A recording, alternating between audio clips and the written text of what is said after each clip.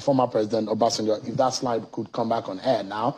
On one other important point to make about Peter, according to Obasanjo, is that he is a needle with thread attached to it from north and south, and he may not get lost. In other words, he has people who can pull his ears. The interpretation from some people is that Obasanjo wants a puppet that he can actually control. One of the reasons Obasanjo considered by endorsing Peter Obi is because he knows that he is a man that will embark on effective legal and institutional reforms to aggressively fight corruption, entrench rule of law, reduce cost of governance, plug wastages, and ensure the establishment of honest and efficient civil service. Obasanjo knows that no man with such quality like this can be a puppet.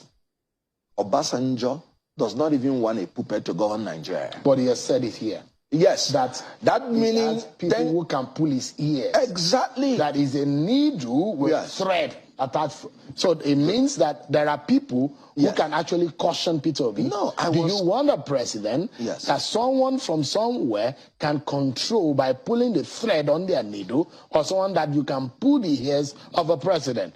Is that the CEO that you want to employ? I was coming to that. Because what Obasanjo meant was simply that democracy is our lekon, Benny, not a milokon. It's a collective thing.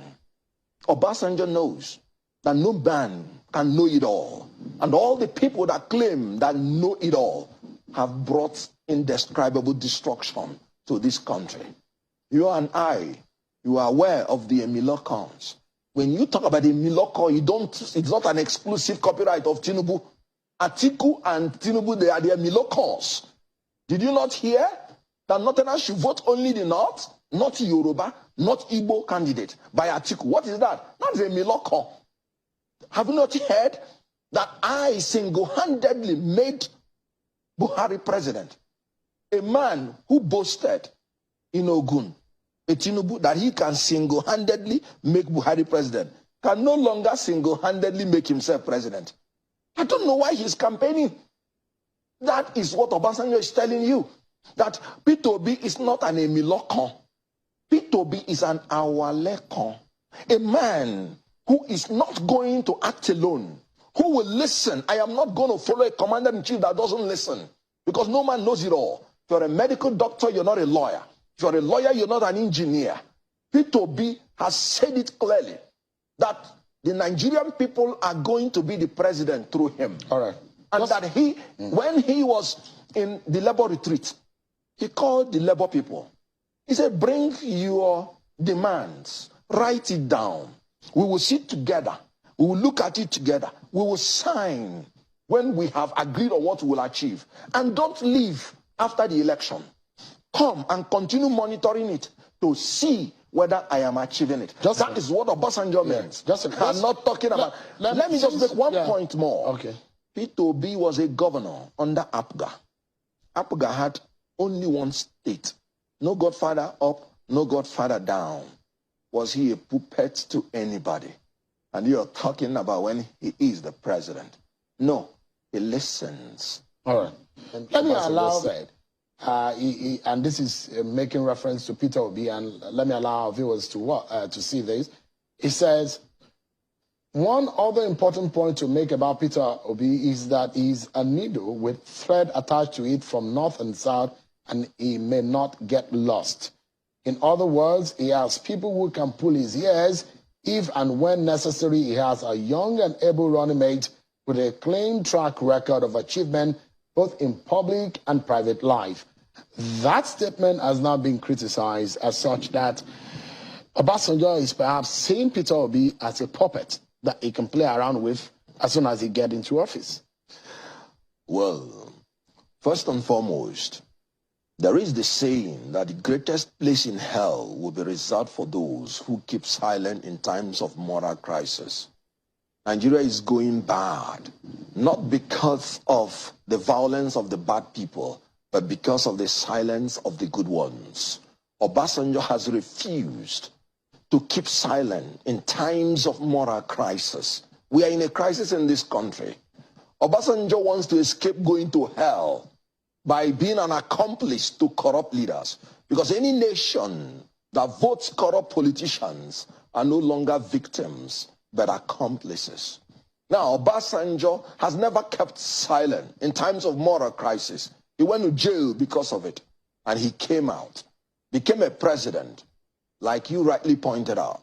11 years, this man governed Nigeria cumulatively as a military president and as a civilian president. No Nigerian has had that privilege. And fortunately for him, and unfortunately for them, no Nigeria may be privileged to have it again.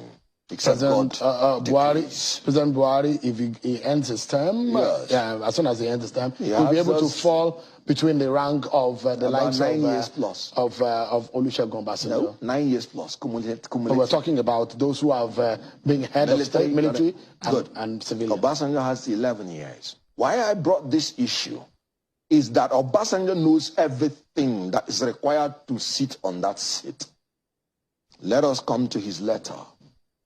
In law, the reasons for a judgment is more important than the judgment itself. That's why when a court gives judgment, we the lawyers say, no, we want to hear their reasons. Let us hear the reasons Obasanjo enumerated in his letters. He said, whoever wants to be the president must meet up with 4 factors, which he summarized in the acronym TVCP. Track record of ability and performance. You must check the antecedents. You must check the past. Then he talked about vision that is authentic, honest, and realistic. You must check the future. Then you talked about character and attributes of a child of God and obedience to God. That's talking about integrity. Who are you when nobody is looking at you? Then he talked about physical and mental abilities with soundness of mind. I can't put it in a better form. He's talking about the qualities that we need in the next leader. When I heard these gentlemen talk, I was really asking myself, is Obasanjo in the ticket in 2023? Because they were just talking about Obasanjo this, Obasanjo that. And we are talking about recruiting the next president of the Federal Republic of Nigeria. I will tell you what Obasanjo saw in Peter Obi, and then you will do the matchmaking, and the Nigerians will do the judgment. Obasanjo saw in a man who has the capability to secure and unite this country. He did it in Anambra State. He secured Anambra State from being the worst secured state to the best by the confirmation of the IG of police then, Muhammad. He saw in Peter Obi a man that will unite through not leaving anybody behind. No ethnic, no religious, no section will be left behind in Peter Obi's judgment, in Peter Obi's government. Obasanjo looked at Peter Obi and saw a man that will shift emphasis from consumption to production through running a production-centered economy driven by agrarian revolution and export-oriented industrialization. Obasanjo saw in a man who will build world-class and expansive physical infrastructure, not through borrowing, but through integrated public-private partnership and entrepreneurial public sector governance. He saw in Peter Obi a man who will leapfrog this country into the 4th industrial revolution through scientific and technological innovations to create digital economy. Obasanjo saw all these things and sat down and wrote a letter and said, if we want a Nigeria that should be redirected from poverty to prosperity, the only man that can do it is Peter Obi. Let's take a breather. If you would allow you, no, just for a moment. I will allow you to land on that point because you have not quite answered the question that I raised as to the reason why